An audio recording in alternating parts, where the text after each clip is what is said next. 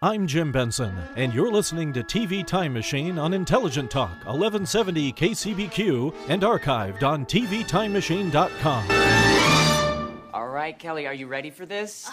Replacing Regis Philbin. It just doesn't seem possible, Gelman. I know. Fortunately, we have a lot of great options for new co-hosts, so we're going to have you sit with them and see if there's any chemistry. All right, let's do it. Let's go. All right, up first, we have someone who's become a fixture at award ceremonies, Ricky Gervais. Hello, it's great to be here. Ricky, how are you? I'm all right. Hosting the Golden Globes, so prestigious. It would be so fun to have you as a co-host. Oh, yeah?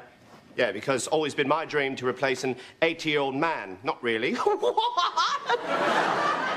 Terrific stuff. Thanks, Ricky.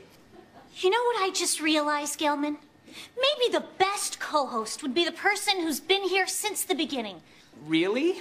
That's right. It's time to bring back Kathy Lee.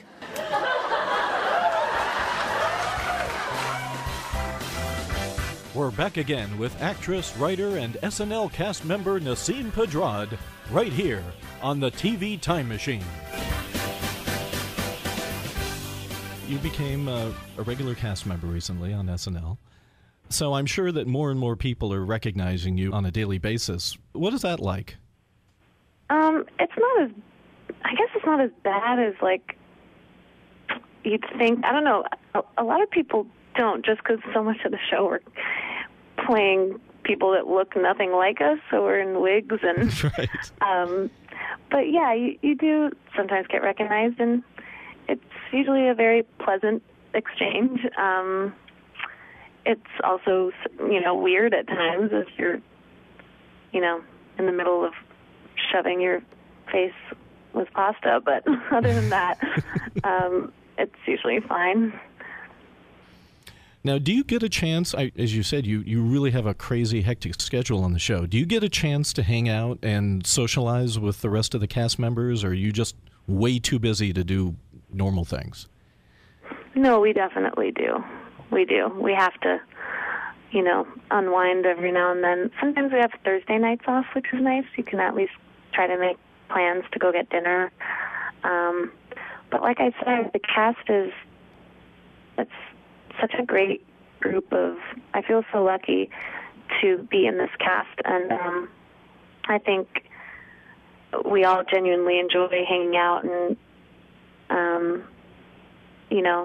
if we sometimes get out of work, we'll go grab dinner, grab a drink, and it's nice to be able to do that with who we work with. Are you guys consciously aware of the legacy of SNL, and do you feel a responsibility to kind of carry that on? I mean, do the ghosts of SNL sometimes visit your minds?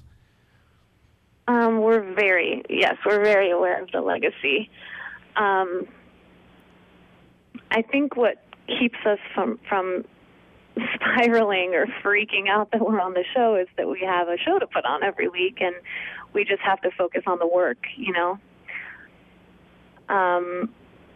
But there are definitely times where you're just sitting in rehearsal and it hits you. Even now, this being my third season, I don't think there's a day that I take it for granted or am not aware of, of exactly that, the legacy.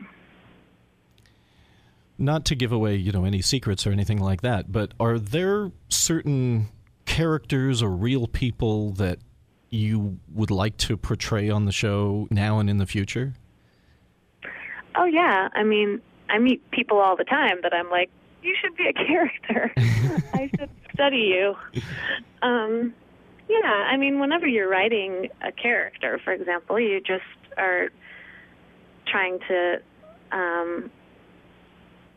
pick apart what makes that person funny and expose that. And a lot of times those people are people with interesting, world views or points of view or mannerisms, and you end up studying people. Have you based any of your characters on personal friends, family, that sort of thing? Well, I did a character who, her name was Bedelia, that I wrote with one of our writers, Mike O'Brien, and as we started developing her, I started to realize I was doing a version of my younger sister because the character was very much like obsessed with her parents, thought they were the coolest. And that is my sister Nina. That was how she kind of was growing up. She was my dad's little minion and just loved hanging out with him, thought he was the coolest thing in the world. Bedelia, is everything okay? Hey, Mom. Sweetie, it's 1 a.m. Why did you have me come back here? No, Mom, come on, let's hang out. Bedelia, this is a sleepover. It's a big bonding time for you kids. Hey, look, those kids look like they're having a good time. Why don't you go say hi? Okay, cutie. Miss me. Hey, guys, you buzzing about my mom? No. Why did you invite your mom? Wow, where to begin? She drinks white tea. She's met Dan Rather. She knows exactly how to clean silk. Should I keep going? No, we're good. You guys ever heard of France? She's got a coffee table book about it. I want to talk about your mom, Bedelia. We're playing Truth or Dare. Okay, I dare you to find a woman who strikes a better balance between work and family. Are you talking about your mom again? You get it. She gets it. Bye.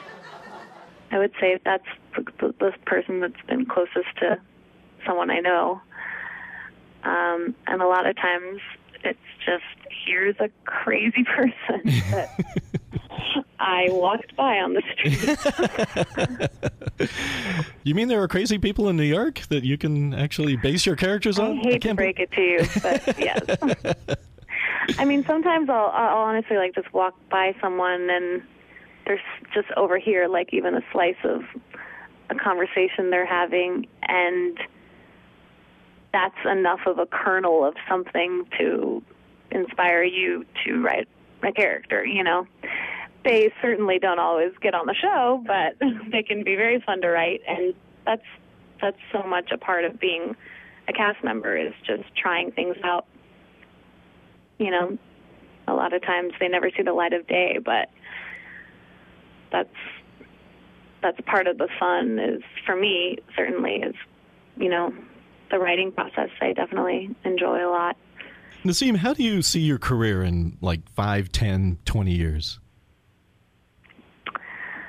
Well, 5 and 20 are very different, but I hope to, you know, certainly continue to be doing comedy. And for me, you know, writing is a way that affords me opportunities, whether it's writing screenplays. You know, I think a lot of people, when their time at SNL is done, hope to do, you know, just hope to continue to be working actors in film or television. So yeah, I obviously would like to have a family someday, but I don't think I'll ever stop pursuing comedy and performing. Now, outside of SNL, are there any projects that you're currently working on or will be working on in the near future? Yeah, I'm working actually with my sister. We're writing a script for Mandate, and it's been really fun. Very different writing a 110-page story when you're used to writing, you know, a 7-page sketch, but right. It's been really exciting. And she's a writer as well. How much writing do you do on SNL in terms of sketch writing? It's really one night of the week. It's Tuesday night is our writing night, and we come in, you know, I usually come in around 1 or 2, and you kind of write all night until the next day, until Wednesday morning. Go home, take a, you know, nap if you can, shower, and then come back for the table read. So yeah, it all kind of happens on Tuesday. So do you like writing? Is that part of the creative process that you really enjoy? Yeah, I love it. Great. I love it. I think, yeah, I don't even know how I necessarily would have ended up on SNL if I didn't like writing, because you're writing your audition. Yes. And that's, you know, you have to, you're not just doing characters and impressions. You try to write jokes for those characters and impressions. I imagine it would be a harder place if you didn't enjoy the writing process when you first start, because that's how you're creating opportunities for yourself. Now, where can people find you online? Do you tweet? Do you have a page on Facebook? I do not tweet. I had a Facebook page from before I got the show, and I think it's still active, but I usually don't have time to go up and let people know what I'm thinking. Exactly. But nevertheless, people should. For that. Nevertheless, people should like your page. Thank you. Yeah, I don't think it's a fan page. I think it's just the same old page I had from like years ago. Okay. Every once in a while, my uncle will post something. Other than that, not a lot of activity. Well, Nasim, it's been a tremendous pleasure having you aboard the TV Time Machine. Feel free to join us again in the future or in the past. Thank you so much. Thanks for having me.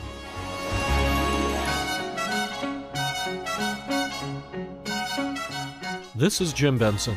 Join us again next time as our magical transport takes us on yet another journey exploring television's past, present, and future. You'll find your next adventure right here on the TV Time Machine.